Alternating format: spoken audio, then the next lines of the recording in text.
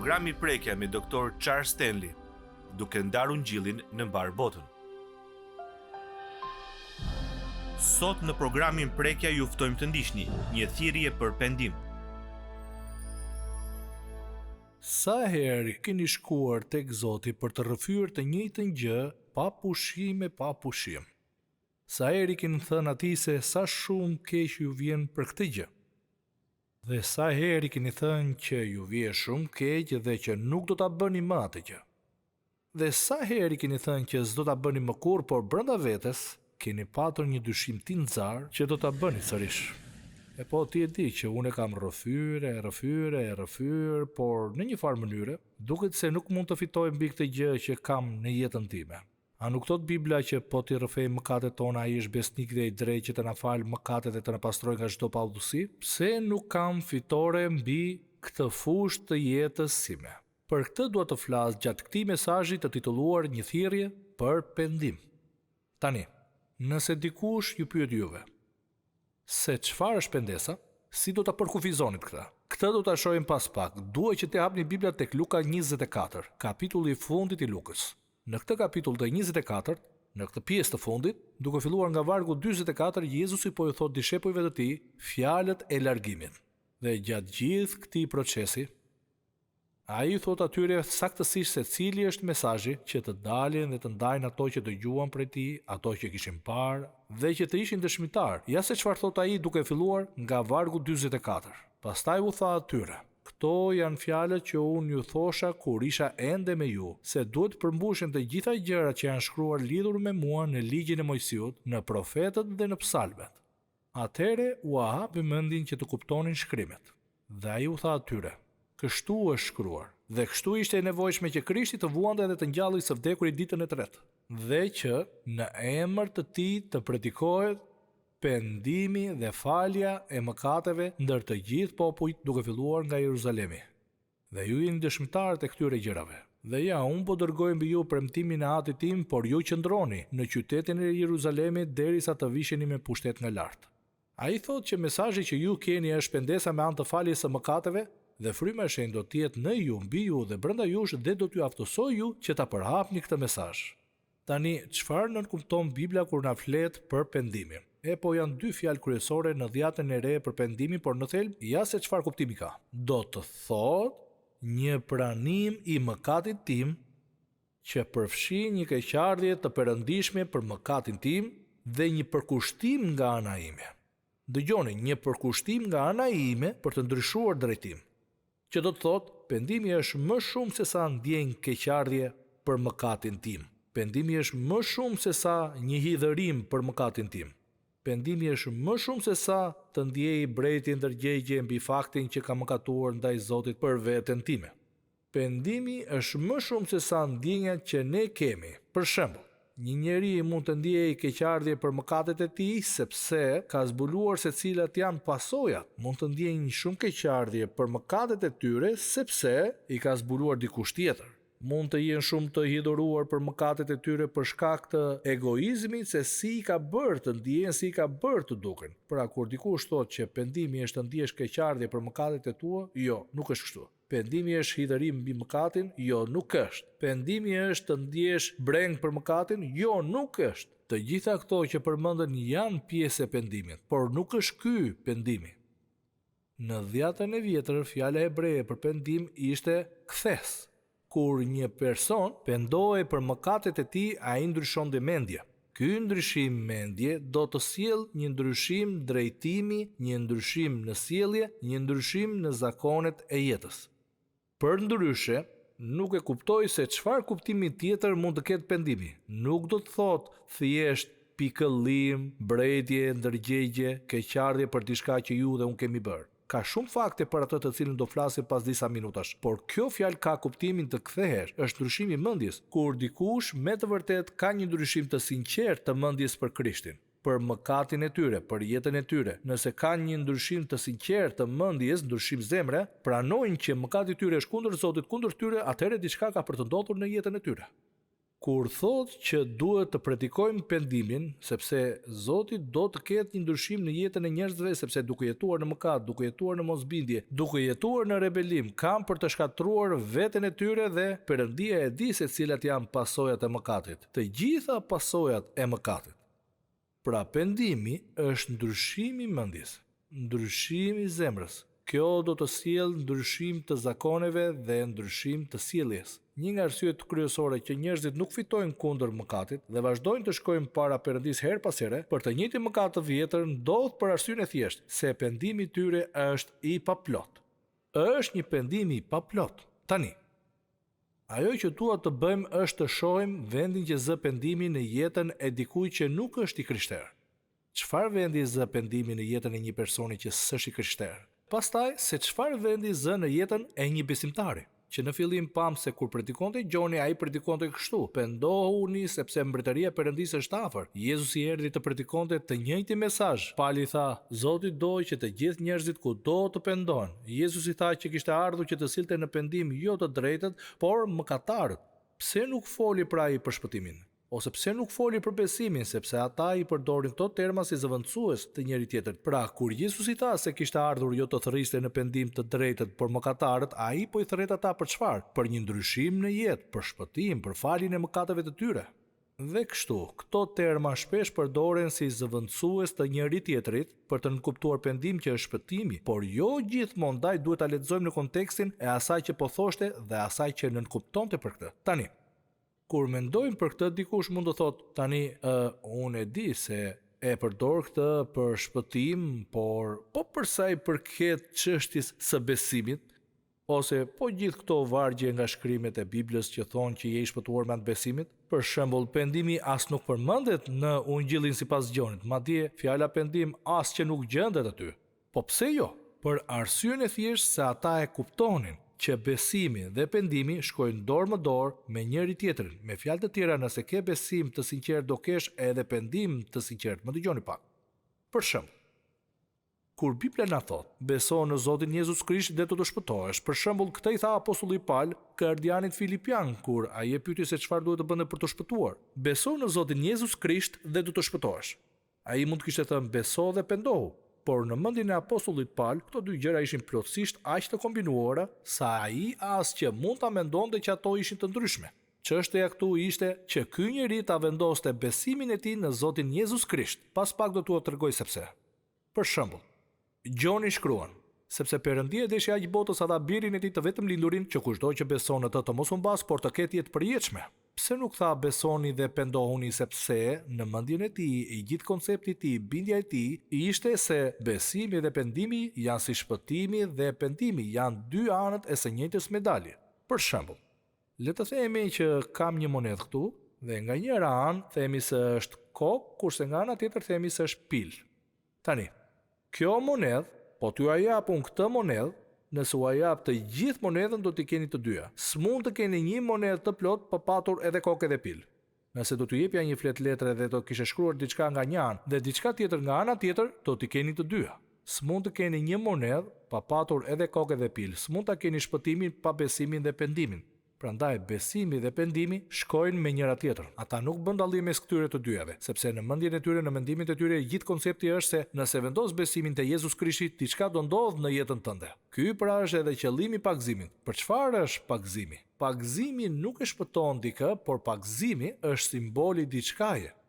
Që unë dhe ju kemi vdekur për jetën e vjetër, që jemi varrosur në Jezus Krishtin, që kemi vendosur jetën tek ai dhe tani jemi ringjallur për të ecur në një jetë të re, na thot Bibla, pra ka patur një ndryshim. Kjo është edhe arsyeja pse i zhytim në ujë njerëzit, sepse zhytja është simbolika më e mirë e pagëzimit që simbolizon saktësisht atë që ka ndodhur. Të vdekur nga jeta e vjetër, të varrosur në Krishtin dhe të ringjallur për të ecur në një jetë të re. Kështu, kur vjen puna te çështja e besimit dhe pse ai nuk tha beso dhe pendohu, arsyeja është e njëjtë. Më dëgjoni me kujdes.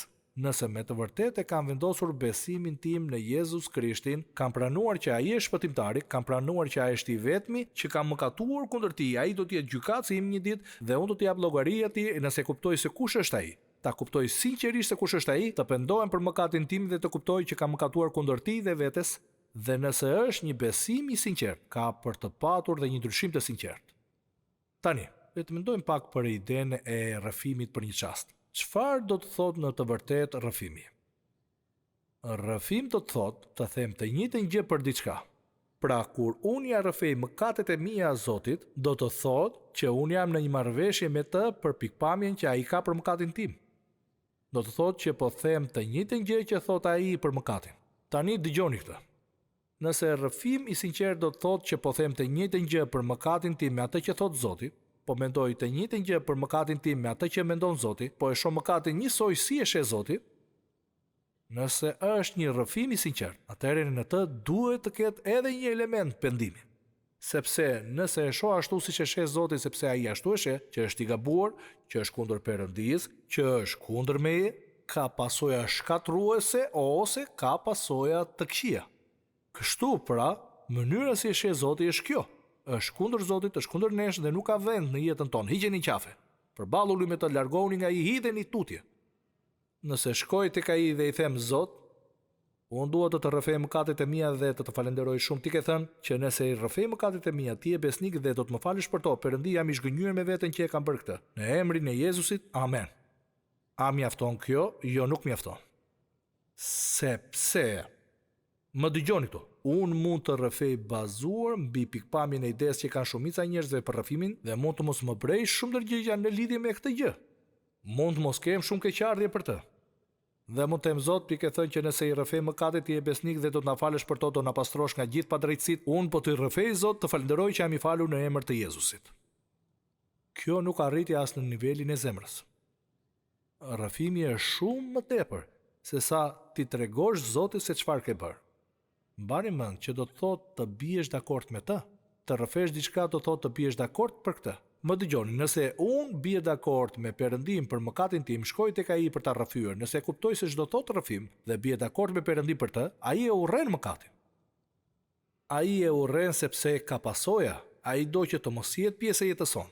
Ai e urren, nuk përputhet me atë që jemi si besimtar. Ai mëkat ishte kundër Perëndis dhe kundër nesh gjithashtu. Tani kur unë shkoj tek ai, i rrëfej dhe bie dakord me të, Perëndi, kjo ishte kundër teje, kjo ishte kundër meje, kjo e trishton frymën tënde të shenjtë, nuk më përshtatet mua, ti do që të mos jetë pjesë e jetës sime. Atëherë marr një vendim të sinqert për t'u larguar nga mëkati, sepse ky është një rrëfim i plot. Rrëfimi i plot është, dëgjoni këtu, të mos të vi keq për të, jo sepse më kapën, jo sepse ndihem në turp, jo sepse nuk i pëlqen dikujt. Pendimi i vërtet është një rrëfim që është një marrëveshje me Perëndin për qëndrimin që ka ai për pikpamjen e tij, një marrëveshje me të që rezulton në një vendim përmes të cilit i kthej shpinën e mëkatit, largohen prej tij dhe dëgjoni, unë marr përgjegjësinë me anë të fuqisë së frymës së shenjtë për ta larguar atë nga jeta ime. Ky është qëllimi i një rrëfimi të sinqert. Dhe prandaj një besimtar ka nevojë të pendohet për çdo mëkat që shfaqet në jetën e tij. Mendoj se shumë herë e kemi përdorur fjalën rrëfim si një fjalë shumë të lëmuar, një fjalë të zbutur, jo dënuese, shumë të cekët, duke thënë se jam zhgënjur me veten. Ne themi, o Zot, e di që të kam zhgënjur, s'mund ta zhgënjesh Zotin, ai e njeh të shkuarën, të tashmen dhe të ardhmen, për të zhgënjur duhet të kesh pritshmëri, prandaj ai nuk është i zhgënjur. I hidhëruar, po. Por ajo që mendoj se e hidhëron atë më shumë, nuk është fakti që shkojmë para tij dhe rrëfejmë mëkatin si të jetë diçka e lehtë. Mëkati është mëkat në sytë e Zotit, ju mund të pyesni, a i sheh Zoti të gjitha mëkatet njësoj? Jo, nuk i sheh. Ka disa mëkate që në sytë e Zotit janë më keq se të tjerat. Por mëkati është mëkat. Dhe si përballesh me mëkatin? Me mëkatin nuk përballesh duke e marrë lehtë dhe duke thënë Zot, e bëra sërish dhe më vjen keq, por e di që ti më fal në emër të Jezusit. Jo. Unë duhet ta shoh, nëse do bie dakord me të, unë duhet ta shoh mëkatin sipas pikpamjes së tij. Nëse unë do ta shoh sipas pikpamjes së Zotit, duhet të ndiej diçka më të keqe në zemrën time. Mund të pyesni mos po përsërit veten pa diskutim. Pa diskutim, sepse kjo është arsyeja kryesore pse ka kaq humbje.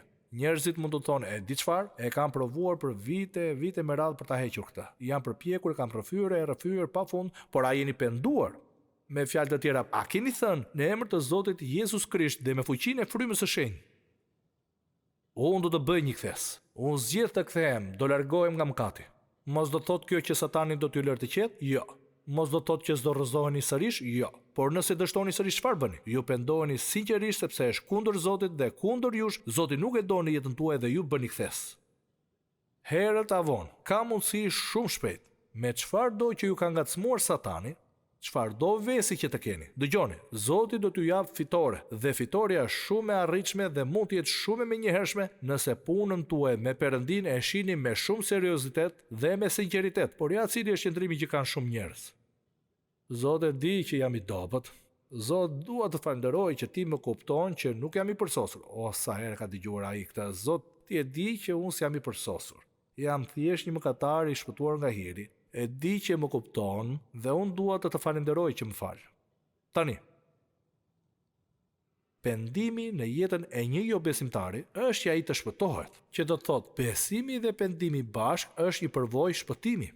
Në jetën e një besimtari të krishterë, dëgjoni, këto janë që ta ruajnë mirë marrëdhënien me të. Jeta e një besimtari s'ka të bëjë me shpëtimin. Dhe kështu për shkak se e mendojmë me konceptin e pendimit në jetën e një besimtari, ne themi këtë bën jo besimtarët. Jo.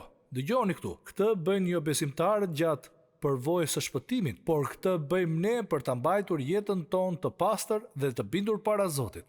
Pendimi është një pikëllim i perëndishëm. E shoh përmes pikpamjes së tij, e shoh si diçka kundër tij, është një pikëllim i perëndishëm. Dëgjoni, që më bën mua të ndihem aq keq sa duhet të ndryshoj. Ju mund të pyesni pse nuk ndryshon. Arsyeja pse njerëzit nuk ndryshojnë është se nuk ndihen keq. Nuk janë në ndënim në lidhje me këtë. Ata e justifikojnë, e zvoglojnë atë. Pendimi i sinqert rezulton në një ndryshim të vërtet të qëndrimit, veprimeve dhe sjelljes. Siç e thash më parë, nuk do të jetë njësoj në jetën e gjithsecilit. Për shembull, në çastin e shpëtimit, Perëndia nuk dënoi çdo njërin prej nesh ose asnjërin prej nesh për asgjë që do ta dënonte në një pikë të jetës sonë. Çfarë bën ai? Na merr pak e nga pak me anë të frymës së shenjtë, ai na tregon që mëkati s'përshtatet në jetën tonë. Më dëgjoni mirë, për shkak se ndonjëherë si jemi gati të dëgjojmë, jo se nuk duam të dëgjojmë, por nuk jemi gati të dëgjojmë, prandaj Perëndia ynë me anë të hirit dhe dashurisë dhe mëshirës dhe vuajtjeve të mëdha të tij, është ai që pastron jetën tonë. Për çfarë shërben hiri i Perëndis? Hiri i Perëndis është falja e tij për ne që jemi besimtar kur ne kemi mëkatuar kundër tij. Për shembull, jo domosdoshmërisht është një vezë, por na ndodh diçka në jetë. Mbase është një tundim ose dikush ju acaron keq dhe ju inatoseni edhe pse dini që është gabim, por gjithsesi ju jeni të zemëruar dhe doni patjetër që t'ia ktheni një fjalë. Çfarë ndodh më pas? Fryma e shenjtë ju bind ju? E dini që nuk është e drejtë? Nëse është një pendim i sinqert, atëherë keni për të thënë Zot më fal, bëj që t'ia shpërblej atij personi. Kjo nuk i përshtatet jetës sime, pendohem për mëkatin tim. Zot, nuk e dua atë më pjesë të jetës sime. Pendim i sinqert dhe i plot s'është vetëm një ndryshim në qëndrim, por është një ndryshim në veprime dhe një ndryshim në sjellje. Unë dhe ju kemi të drejtën të presim që njerëzit e perëndishëm të jetojnë një jetë e perëndishme, por ne nuk jemi inspektor frytesh. Dikush mund të thotë dhe të na kritikojë duke thënë se është inspektor frytesh për Jezusin. Nuk mendoj se ka varg në Bibël që thotë se ai ka dhënë ndonjërit prej nesh dhuntin shpirtërore të inspektorit të fryteve. Por thotë këtë gjë. Ai bën një deklarat shumë të fortë në kapitullin 7 të Mateu. Dëgjoni se çfarë thotë. Ai thotë në lidhje me këtë ide. Në vargun 21. Jo çdo njeri që më thotë Zot, Zot do të hyjë në mbretërinë e qejve, por do të hyjë ai që kryen vullnetin e Atit tim që është në qej. Cili është vullneti i Atit? Ti besosh Zotit Jezus Krisht si shpëtimtar personal. Dëgjoni. Tani në lidhje me pendimin në jetën tuaj dhe ndryshimin, shumë do të më thonë atë ditë: O Zot, a nuk profetizuam ne në emrin tënd? A nuk i dëbuam demonët në emrin tënd? A nuk kemi bërë shumë vepra të fuqishme në emrin tënd? Pra kur vjen puna tek veprat, ato janë aty. Dhe atëherë unë do t'u sqaroj atyre: unë s'ju kam njohur kurrë. Largohuni nga unë ju të gjithë që keni bërë paudhësi. Zot, Zot, a nuk kemi bërë shumë vepra të fuqishme në emrin tënd? S'ju kam njohur kurrë. Është gjendja e zemrës.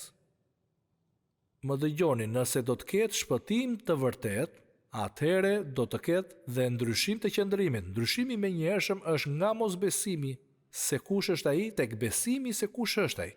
Dhe pendimi është kaq i lidhur me besimin sa s'mund t'i ndash dot të dyja. është Zoti ai që bën ndryshimet, dhe ndryshimi ndodh menjëherë sapo ju kaloni nga mosbesimi në besimin tek Jezus Krishti si shpëtimtar personal. Kjo është gjëja e parë që ndodhi. Kë vendosni të pari, ndryshimin apo besimin? Asnjërin prej tyre. Kemi dy anë të një monedhe. Kemi besimin dhe pendimin për shpëtim. Kur vjen puna te besimtari, unë dhe ju kemi përgjegjësi, jemi përgjegjës ndaj Perëndis. Jemi përgjegjës ndaj Perëndis për jetën që bëjmë, dhe pendimi duhet të jetë një pjesë jetësore e jetës sonë, është e vetmja gjë që bëjmë. Ja se çfarë ndodh pra. Rrëfimi pas një pendim, baras me çfarë? Gjithnjë më shumë rrëfim pas rrëfimi, sepse nuk ka ndryshim. Sepse është pendimi, dëgjoni, që i jep forcë atij rrëfimi. Sepse që të dyja janë të lidhura në mënyrë jetësore. Nëse është një rrëfim i sinqert, atëherë do të jetë i lidhur me pendim. Ndryshim mendje, ndryshim zemre, ndryshim sjellje. Pra kur dikush thotë, unë jam rrëfyer pa pushim dhe nuk e di pse nuk kam fitore. Por a keni ndaluar ju ndonjëherë të thoni Zot, kjo nuk i përket jetës sime? Pendohem për atë mëkat dhe me anë të fuqisë së frymës së shenjtë zgjedh këtu dhe tani ta largoj nga jeta ime atë mëkat. Ju më thoni se di si mund ta largoj. Ju keni fuqinë e frymës së shenjtë brenda vetes që ju jep mundësi ta largoni atë. Tani më dëgjoni me kujdes. Ky është mashtrimi i mëkatit. Ky është mashtrimi i tmerrshëm i mëkatit, kur Satani ju thot, një herë të bën keq. 2 herë nuk të bën keq. 3 herë të bën keq. 4 herë të bën keq. Të gjithë bëjnë gabime derisa ai zinxhir më në fund është mbështjell rreth jush dhe ju vini të pendoni para Perëndisë së plot fuqishëm dhe përballeni me një betejë të tmerrshme.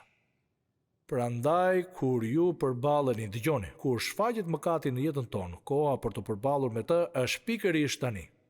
Para se të mbërthejë jetën tuaj dhe ta gjeni veten duke u penduar për mëkatin. Dhe çfarë ndodh? Nuk zgjat shumë.